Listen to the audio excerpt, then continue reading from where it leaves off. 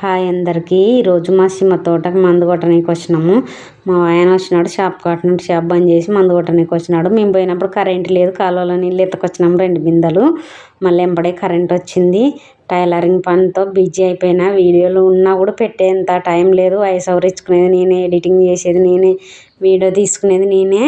అందుకు బాగా ఇబ్బంది అనిపిస్తుంది అన్నమాట. ఈ టైలరింగు, యూట్యూబు, ఇంట్లో పని, కార్తీక మాసం పూజలు, టైలర్ పని అంటే కొంచెం ఎక్కువనే ఉంటుంది. టైలర్లకు అయితేనే అర్థమవుతుంది.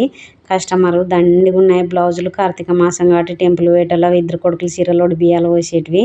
టైలరింగ్లోనైతే సక్సెస్ అయినాను, కానీ యూట్యూబ్లోనోటి మీరు సపోర్ట్ చేస్తే దీంట్లో కూడా సక్సెస్ అవుతానని నా నమ్మకం. ఏం చదువుకోకపోయినా కూడా నేను ఎడిటింగు, వాయిస్ ఓవర్ అన్నీ నేర్చుకున్నాను కాబట్టి అవుతానని నా నమ్మకం. మీరు ఒక్కటి సపోర్ట్ చేయండి.